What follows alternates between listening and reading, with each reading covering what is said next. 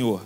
Salmo 119, do verso 169 a 176, está bem no final do Salmo. Mesmo assentados, mas com toda a reverência à palavra do nosso Deus, quero te convidar para uma leitura responsiva. Diz assim a palavra do nosso Deus: chegue a ti, Senhor, a minha súplica, dá-me entendimento segundo a tua palavra. Chegue a minha petição à tua presença, livra-me segundo a tua palavra. Profiram louvor os meus lábios, pois me ensinas os teus decretos. A minha língua celebre a tua lei, pois todos os teus mandamentos são justiça. Venha a tua mão socorrer-me, pois escolhi os teus preceitos. Suspiro, Senhor, por tua salvação, a tua lei é todo o meu prazer. Viva a minha alma para louvar-te. Ajudem-me os teus juízos. Quando errante como ovelha desgarrada, procura o teu servo, pois não me esqueço dos teus mandamentos. Vamos orar. Pai querido, que alegria estarmos diante do Senhor para entoar louvores ao teu nome, abrirmos os nossos corações, confessarmos os pecados. Obrigado, Deus, porque podemos abraçar uns aos outros, celebrando a fé, a unidade em Cristo Jesus.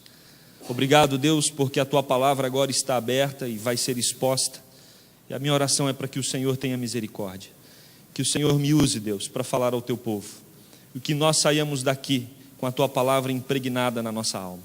Oramos em nome de Jesus. Amém. Esposas, eu não sei qual foi a maior poesia que o seu marido já conseguiu fazer para você, e nem a qualidade dela. Mas nós estamos de uma das poesias mais lindas e extensas que nós temos na Bíblia a respeito da palavra de Deus. O salmista aqui está falando sobre a lei de Deus. Falar sobre lei é algo que, na nossa cultura, traz um peso muito grande. A lei nos dá a impressão em nosso país que é muito pesada, mas isso não acontece em todos os países. Mário Vargas Llosa, um peruano, ele recebeu em 2010 o Prêmio Nobel de Literatura, e ele escreve um artigo na revista Exame, do mês de julho, dia 24 de julho desse ano, e o título desse artigo dele é Uma Terra Sem Lei, e ele está enfatizando o que anda acontecendo no mundo inteiro. Um desrespeito está crescendo em todo o mundo diante das leis dos países, e ele usa o exemplo de Paris, quando começam a entrar objetos ilegais ali, não só em Paris, mas em toda a Europa, e ele coloca isso como sendo algo que está crescendo em todo o mundo. E ele vai dizer que morou na Inglaterra em 1966, se impressionou, porque aquela sociedade, naquela época, tinha a lei como alguma coisa prazerosa, havia uma alegria, havia um entusiasmo, havia um desejo intenso e natural da sociedade inglesa em cumprir a lei, por entender que a lei era para o benefício da própria sociedade, da própria população. E você que já visitou alguns países, como os Estados Unidos, por exemplo, e uma das coisas que mais me impressionou foi quando eu estava próximo à Universidade de Harvard, e a gente foi visitá-la, e tinha uma banca de livros na calçada, não sei quantos já viram isso lá, tinha uma banca de livros, e eu procurei o vendedor do livro, né? E não encontrei o vendedor do livro, encontrei uma caixinha, e aí o pastor amigo que estava comigo falou: olha, aqui é o seguinte, você escolhe o livro que você quer, vê o valor na capa, deposita na caixinha o valor, e à tarde o dono da banca vem recolher os livros e o dinheiro que está na caixinha. Eu disse: mas como assim?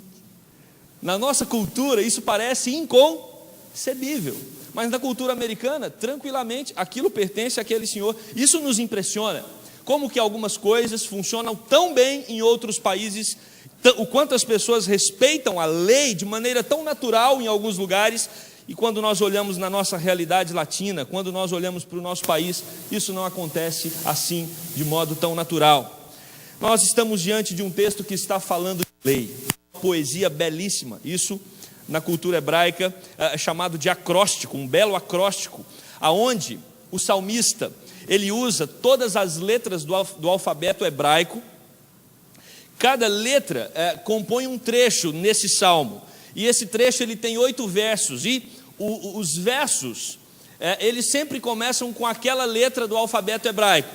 Então, por exemplo, nós temos os 8 primeiros versos do capítulo 119, esses 8 primeiros começam com a letra Aleph, depois Abet, Gimel, e assim sucessivamente, até chegar na última letra do alfabeto hebraico, que é Tal, e essa é a letra, esse é o texto que nós estamos falando dele, o último acróstico do Salmo 119, aonde o salmista Davi, o autor do livro, está terminando de escrever essa poesia que fala a respeito da lei de Deus. Meus amados, são 176 versículos falando sobre o amor que o autor tem para com a palavra de Deus. É muito amor.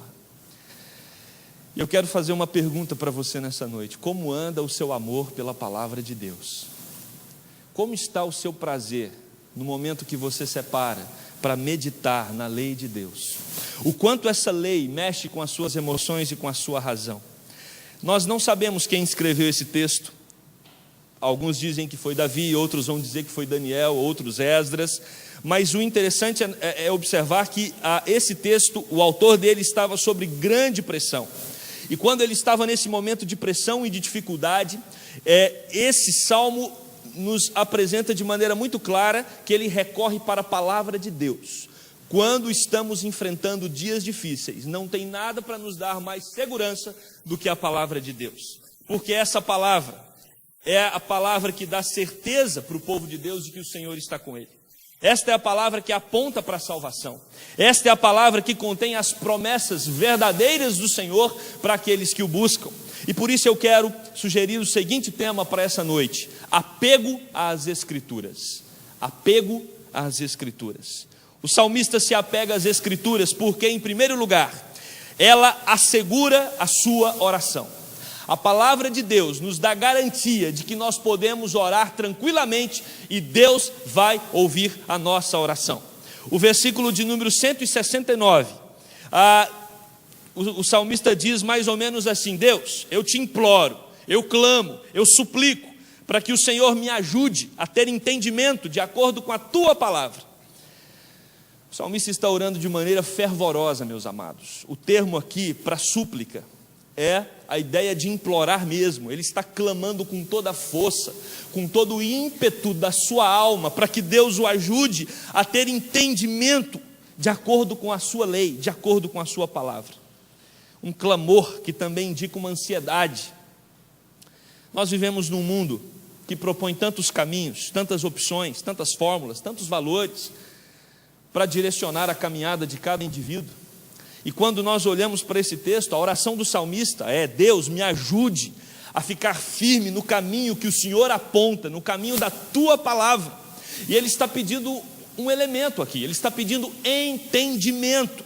A palavra entendimento, no hebraico, ela vai dar a ideia nesse texto de discernimento, compreensão, inteligência. Me ajude a acertar nas opções que eu tenho diante de mim. Temos adolescentes aqui que provavelmente estão angustiados diante do vestibular. O que eu vou fazer? Qual vai ser a profissão da minha vida? A primeira coisa que eu quero dizer para você: nem sempre o curso que você escolhe no primeiro momento vai ser a profissão da sua vida. Tranquilize o seu coração nisso. Mas adolescentes, muito mais do que estudar, vocês precisam orar e buscar em Deus tranquilidade para que Ele aponte para você o caminho que Ele já tem preparado. Nós adultos também, nas nossas relações conjugais, na criação dos nossos filhos, no nosso trabalho, são tantas opções que se abrem diante de nós, e nós precisamos da orientação de Deus, que Ele nos dê entendimento para as decisões que temos que tomar a cada dia, a cada momento. Senhor, nos ensine. É isso que o salmista está clamando para Deus. Ele está clamando para que o Senhor o ajude a escolher a opção de acordo com a própria lei de Deus. Mas o autor deseja, meus amados, que a palavra não somente lhe dê entendimento, mas a ideia é que ela ilumine o seu caminho, porque nesse mesmo capítulo, no versículo de número 105, o salmista escreve: lâmpada para os meus pés é a tua palavra e luz para o meu caminho. Você quer ter uma vida segura? Você quer descansar? Você quer ter tranquilidade no coração? Certeza de que Deus está com você na caminhada, de que Deus está caminhando, de que Deus está diante de você nas lutas da vida? Você quer ter certeza de que Deus vai te ajudar nas escolhas que você tem que fazer? Conheça a palavra de Deus e ore, suplicando para que esta palavra, para que a lei do Senhor norteie a sua vida, norteie os seus caminhos e a sua direção. Ele deseja, o salmista, interpretar a vida com as regras da palavra. Ele não utiliza das regras do mundo, ele não utiliza dos conceitos filosóficos daquele tempo, ele não se utiliza das opiniões dos sociólogos, ele se utiliza da palavra de Deus para lhe dar entendimento.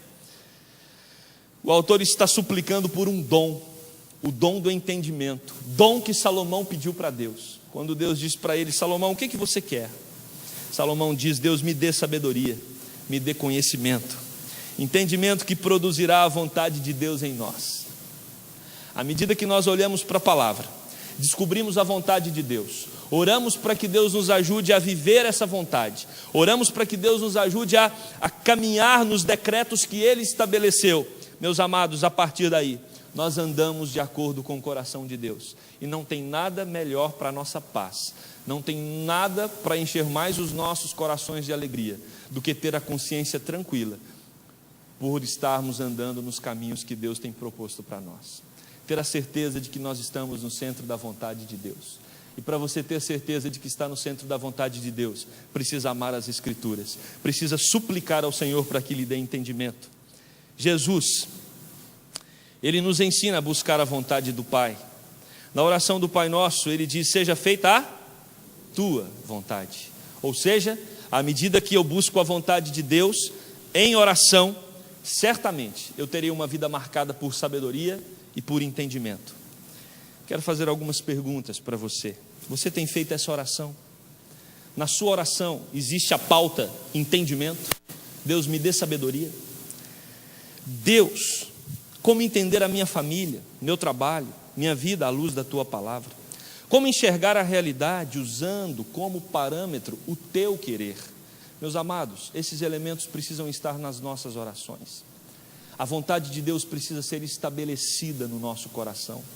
Nós não oramos, nós não meditamos na palavra, nós não temos uma vida de devoção para que Deus faça aquilo que nós queremos, mas pelo contrário. Nós oramos e nós buscamos conhecer a Deus, para que a vontade de Deus seja estabelecida em nós, porque assim nós teremos condições de discernir o que é certo, o que é errado, o que lhe agrada, o que não lhe agrada, o que lhe adora, o que não lhe adora. Mas o salmista não ora apenas por entendimento. O versículo de número 170 vai dizer: eu lhe suplico para que me livres de acordo com a tua palavra. O que o salmista quer dizer no versículo de número 170 é: além de entendimento, Senhor, eu tenho uma oração para que o Senhor me dê livramento. E claro, se ele está orando por livramento, é porque diante dele há o perigo. E nós também enfrentamos perigo o tempo todo. Nós não somos pessoas que vivem numa realidade de muita segurança. Pelo contrário, é insegurança no trânsito, é insegurança em relação à violência, é insegurança quanto à nossa própria existência, é insegurança quanto à nossa própria saúde. Não temos garantia nenhuma de que está tudo bem com a gente, que nós vamos ter saúde até envelhecermos com tranquilidade. Nós vivemos num mundo onde não temos garantias e nem seguranças de muitas coisas. E como tem grupos aproveitando disso, né? Se você vai no banco para ver alguma questão, qualquer questão que você for ver no banco, nem que seja um cartaz, eles vão oferecer um seguro de vida, porque eles sabem que nós estamos cercados de inseguranças. Eu não vou pedir para levantar a mão, mas certamente a minoria, porque vivemos num mundo de tanta insegurança que o mercado descobriu isso e tenta propor para nós inúmeras opções para nos deixar um pouco mais tranquilos, mas isso não garante muitas outras coisas na nossa vida. E diante do perigo, nós ficamos inseguros, e o salmista está dizendo: Deus, eu estou orando, eu estou suplicando ao Senhor, eu estou te implorando para que o Senhor me livre do mal. O autor sabia que a sua vida estava exposta a muitas variáveis, e por isso ele suplica a Deus por livramento. E a palavra de Deus nos garante que o Senhor livra o seu povo.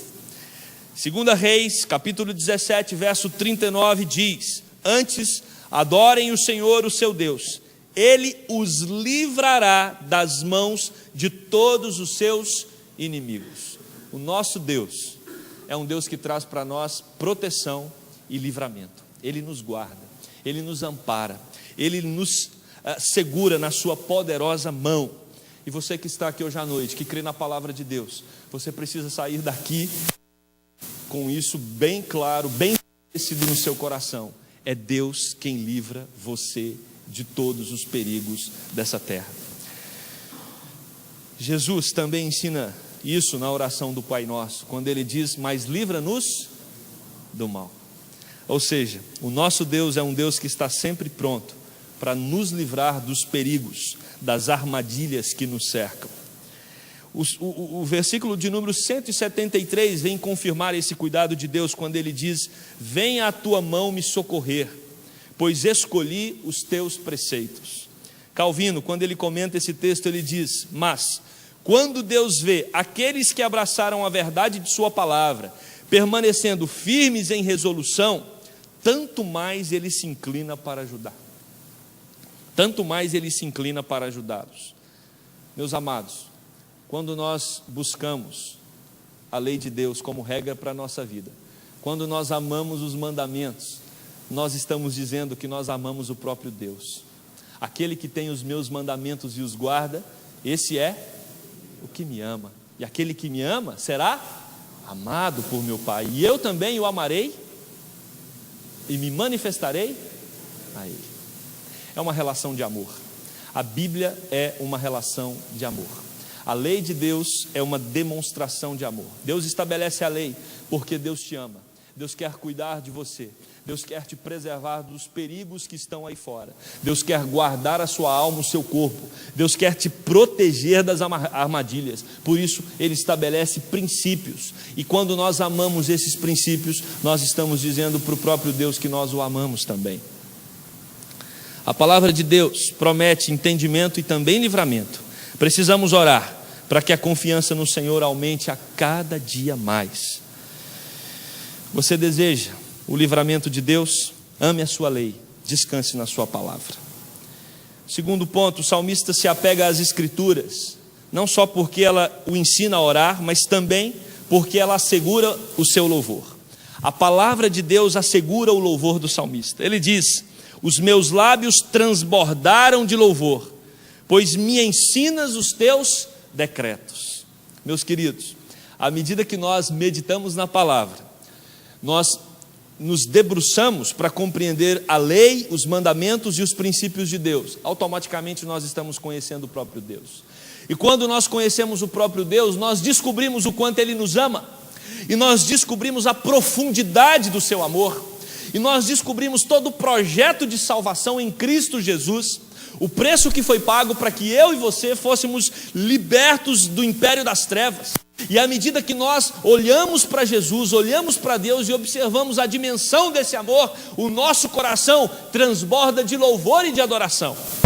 E é por isso que o salmista diz: os meus lábios transbordaram de louvor, pois o Senhor me ensina os teus decretos. A ideia é que a lei de Deus leva o coração do autor a borbulhar em adoração.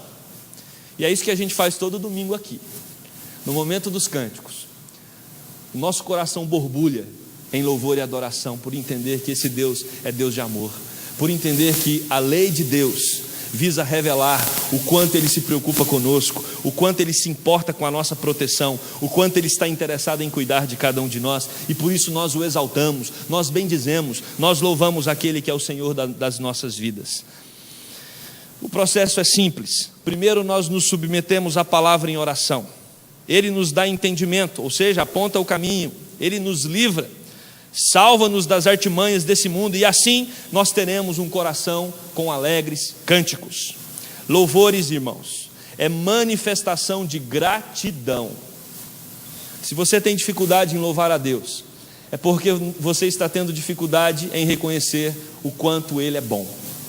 Só louva verdadeiramente quem reconhece a bondade de Deus, quem reconhece a benignidade de Deus, o amor de Deus, o cuidado de Deus, o sustento de Deus. E quanto mais nós estamos envolvidos com o caráter de Deus, com os atributos de Deus, com quem Deus é, com o que Deus faz, mais nós temos um coração grato para louvar e adorar. Os dias atuais são confusos, instáveis, contraditórios, mas a lei de Deus é o antídoto para tudo isso. E esta é a razão de louvarmos. Não há segurança aí fora. Não há segurança fora da palavra de Deus. A palavra de Deus é um livro milenar, que sustentou a vida de pessoas há mais de 5.000 anos.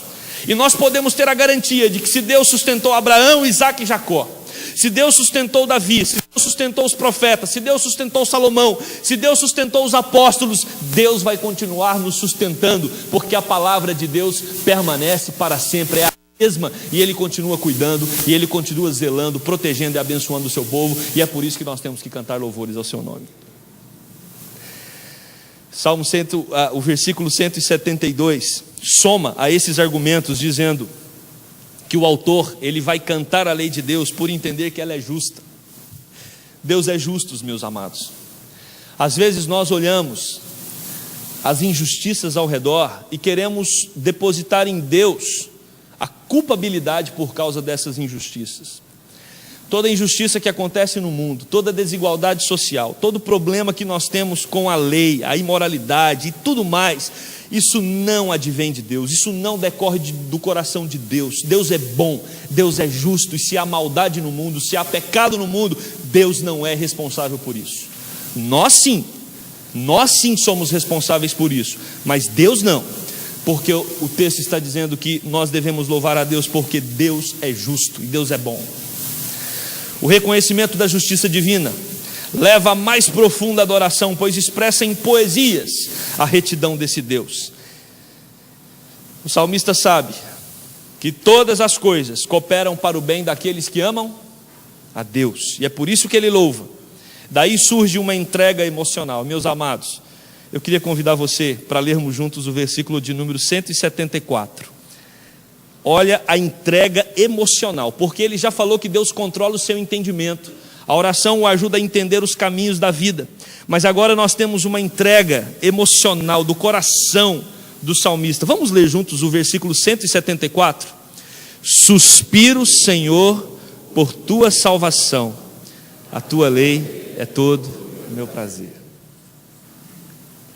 Suspiro, Senhor. Eu me deleito. Eu tenho um prazer que eu não consigo controlar. E aqui afeta a respiração do salmista. Afeta as emoções dele. Como afeta as emoções daqueles que se apaixonaram um dia por alguém e olhou para a pessoa que até aquele momento era uma pessoa estranha, mas de repente surgiu uma emoção avassaladora, descontrolada, e você suspirou diante daquela pessoa e se apaixonou por ela. É mais ou menos disso que o salmista está falando. Ele diz: eu olho para a lei de Deus, eu começo a louvar, eu começo a cantar, eu estou racionalmente, porque a lei de Deus dá entendimento, mas eu também estou emocionalmente envolvido, e esse envolvimento emocional e intelectual também me leva ao ponto de suspirar e dizer para Deus: eu tenho muito prazer na tua lei, porque eu sei que a tua lei revela o teu cuidado para comigo. Meus queridos, essa é a nossa caminhada, esse precisa ser o nosso projeto de vida. Uma busca inquietante por um Deus que cuida de nós. Uma busca inquietante por um Deus que zela de nós. Um Deus que nos ama de maneira profunda. E é isso que esse texto vem nos ensinar. Nós precisamos ter uma emoção forte diante da lei de Deus. E eu quero te perguntar: a lei de Deus tem te causado essa emoção forte? A lei de Deus tem impactado o seu coração? Você tem suspirado de ansiedade diante do Senhor, da sua salvação e da sua lei? O salmista está completamente envolvido pela palavra do Senhor, que produz uma satisfação plena na sua vida. O salmista está entregue, rendido diante do Senhor e da sua lei. E aí, o versículo 175 diz: viva a minha alma para louvar-te, ajudem-me os teus juízos. A minha alma vive para louvar ao Senhor. E sabe o que isso significa? Não só que o salmista vai frequentar a igreja todo domingo para louvar, para cantar cânticos de louvor e adoração a Deus, não. O salmista está dizendo aqui que a alma dele vai louvar porque todas as atitudes da sua vida agora estão focadas para a glória do Senhor. Tudo que ele faz agora é um culto de adoração a esse Deus bondoso, justo e amoroso. Quero fazer algumas perguntas. O quanto você tem cantado os atributos de Deus descritos na sua palavra? O quanto você tem celebrado a bondade de Deus? Senhor, tu és bom. Como é que é? Senhor, tu és bom? Quanto você tem cantado? Senhor, tu és bom e a tua misericórdia dura para sempre. O quanto nós temos cantado que o nosso Deus é amor. Meus irmãos, nós temos que cantar. Nós temos que ter músicas no nosso carro que cantam isso. Nós temos que ter músicas em nossa casa que celebram isso.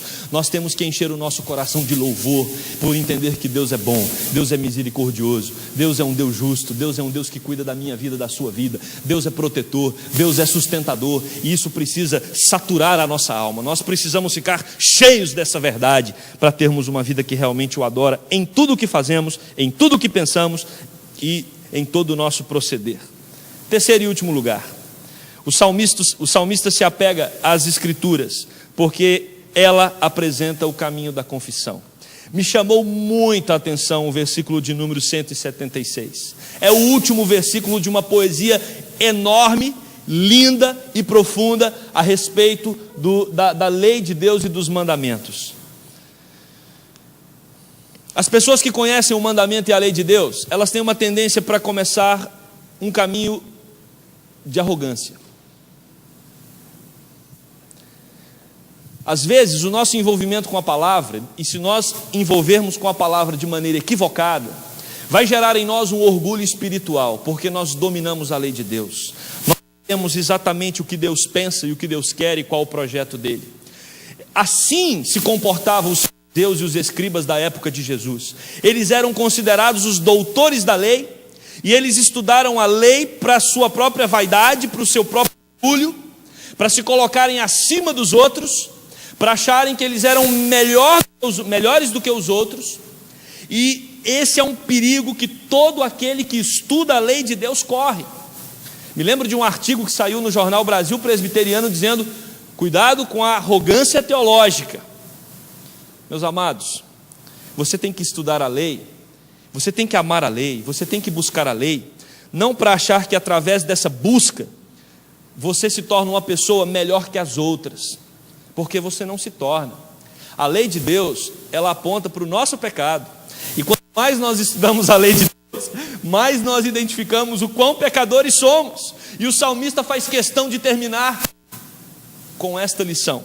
Olha o que diz o versículo 176: ando errante como ovelha desgarrada. Procura o teu servo, Senhor, pois não me esqueço dos teus mandamentos. O salmista termina 176 versículos. O último versículo, o que ele quer que fique na memória das pessoas é: por mais que eu ame a palavra de Deus, por mais que eu me envolva com a palavra de Deus, por mais que eu busque o Senhor por meio da sua palavra, eu sou um pecador. E quando eu me identifico como pecador, eu estou dizendo que não sou melhor que ninguém. A palavra de Deus não nos torna melhor que ninguém. A palavra de Deus nos revela o quão imprestáveis somos. E aí, quando identificamos a sujeira que nós temos na alma, é que nós entendemos o quanto Deus nos ama e o quanto é importante confessarmos os nossos pecados, na certeza de que Ele vai nos perdoar. E é isso que esse versículo 176 também quer nos ensinar. Somos pecadores sim, mas temos um Deus que nos busca quando estamos perdidos em nossos pecados. Poderíamos ter a tradução da Bíblia de Jerusalém, que é uma versão católica. Nesse versículo ela diz: eu me desvio como ovelha perdida, vem procurar o teu servo. Sim, eu nunca me esqueço dos teus mandamentos. O que o salmista está dizendo é: eu amo os teus mandamentos, eles estão guardados na minha mente, mas eu sou um pecador e eu posso me desgarrar do Senhor. E quando isso acontecer, por favor, não me deixe, me busque, me busque. Meus queridos, a Bíblia não esconde debaixo de um tapete as sujeiras do povo de Deus, pelo contrário. Pode ler as Sagradas Escrituras que você vai ver que os homens que foram usados por Deus em toda a história foram homens marcados também pelo pecado. Em algum momento eles enfraqueceram, em algum momento nós percebemos a fragilidade deles em algumas áreas, porque Deus trabalha e Deus chama um povo que é pecador. Nós não somos melhores que ninguém. O que faz diferença em nós é a graça de Deus. O que faz diferença em nós é a bondade de Deus. O que faz diferença em nós é o amor de Deus. O que faz diferença em nós é o que o próprio Espírito Santo de Deus produz em nosso coração. E se é o Espírito Santo de Deus que produz, a glória não é para mim, a glória é para Ele. É para Ele. O salmista confessa que ele é fraco, porque como o apóstolo Paulo já nos ensinou, quando nós entendemos a fraqueza, é que nós realmente somos fortes. Quanto mais perto da lei, mais ciência das nossas fragilidades. Mas nós temos um pastor, e é isso que ele quer deixar claro. Um pastor que certamente vai nos buscar quando clamarmos por ele. Os seus mandamentos devem estar impregnados em nossos corações, pois assim sentiremos a necessidade de voltar para a casa do Pai. Quantos jovens, às vezes, saem achando que lá fora tem alguma coisa melhor. E a parábola do filho pródigo nos ensina isso. E ele chega num momento, numa encruzilhada, ele chega num tempo da sua vida que ele diz: esse mundo não tem nada para me oferecer melhor do que aquilo que o Pai tem. E aí ele recorda de todos os textos que ele guardou ao longo da sua história, ao longo da sua vida, enquanto conviveu na igreja, textos que os seus pais falaram para ele durante a sua infância, e ele então entende que é hora de voltar para a casa do Pai. Ele entende de se reconciliar com Deus. Ele entende que é hora de voltar para aquele lugar que é confortável, lugar onde nós não teremos nenhuma ameaça, porque estamos guardados pela poderosa mão de Deus. A palavra de Deus produz perdão. A palavra de Deus produz comunhão. Comunhão com Deus e comunhão com os irmãos. Talvez você esteja desgarrado, talvez você esteja vivendo um momento distante do Senhor. E Deus te trouxe aqui hoje à noite. E talvez o que Ele tem para dizer para você é: volta para minha casa. Não tem lugar mais seguro. Volta a ter comunhão comigo, porque você não vai ser alimentado com nada melhor do que a minha palavra e a minha lei. Volta para casa. Talvez esse é o convite de Deus para você nessa noite. Eu quero concluir esse sermão. Mário Loza, que escreveu na revista Exame, Uma Terra Sem Lei, que eu falei na introdução, relatando o quanto os países estão se fragilizando diante das regras e das leis que eles têm. Ele diz que quando viveu na Inglaterra em 1966 e percebeu aquele quadro inglês, aonde o país tinha, a sociedade tinha satisfação em cumprir as leis, ele escreve nesse artigo da revista: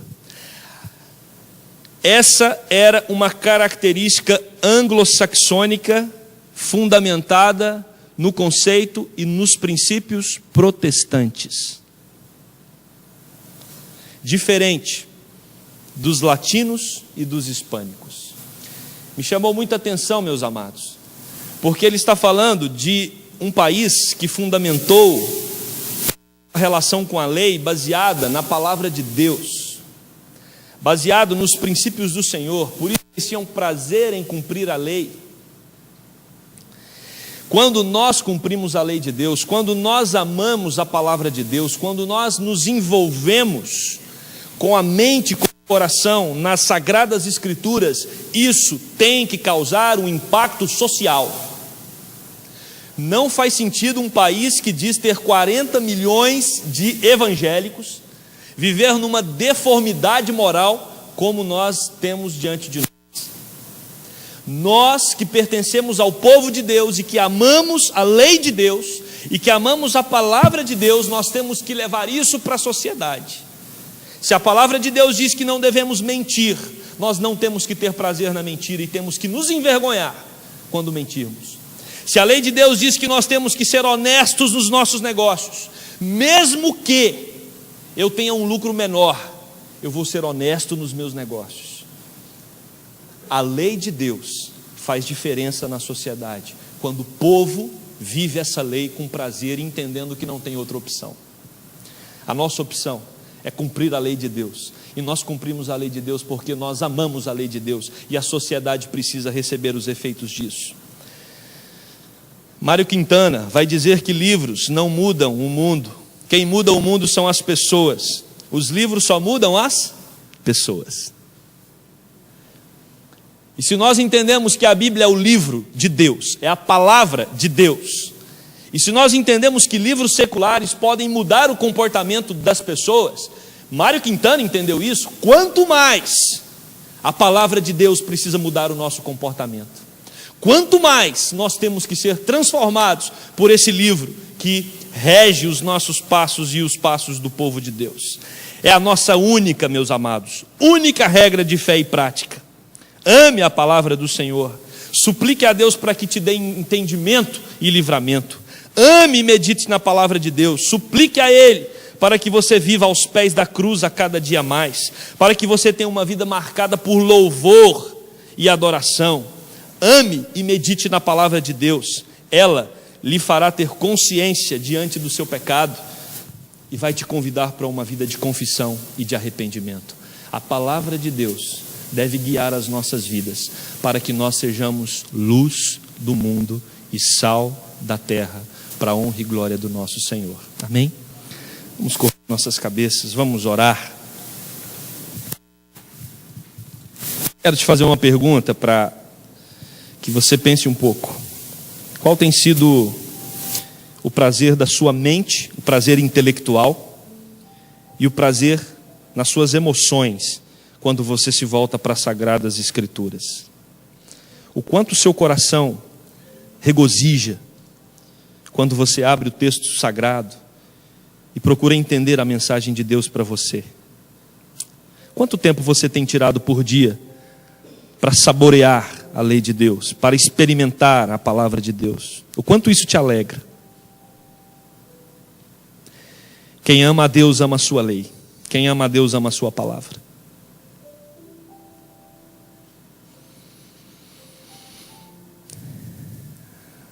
Pai querido, somos o teu povo e sabemos que o Senhor nos ama e que a Bíblia é o livro, a carta de amor que o Senhor deixou para nós. Ela revela o quanto o Senhor preocupa com cada um que está aqui. Ela revela o quanto o Senhor está interessado em nos dar uma qualidade de vida que realmente faz sentido. Ela nos dá entendimento, ela nos livra, ela nos direciona num verdadeiro louvor, ela revela os nossos pecados, ela nos trata, ela nos ajuda a confessar, ela nos ensina, Deus, a como relacionar com esse Deus grande, poderoso, mas ao mesmo tempo tão amoroso, que revela seu grande amor na cruz, enviando Jesus. Ensina-nos, Deus, a amar a tua palavra. Ensina-nos, ó Pai, a ter prazer na tua lei. Ensina-nos, ó Deus, a vivê-la em todo instante da nossa vida, para que em nós o teu nome seja glorificado, no nome de Jesus.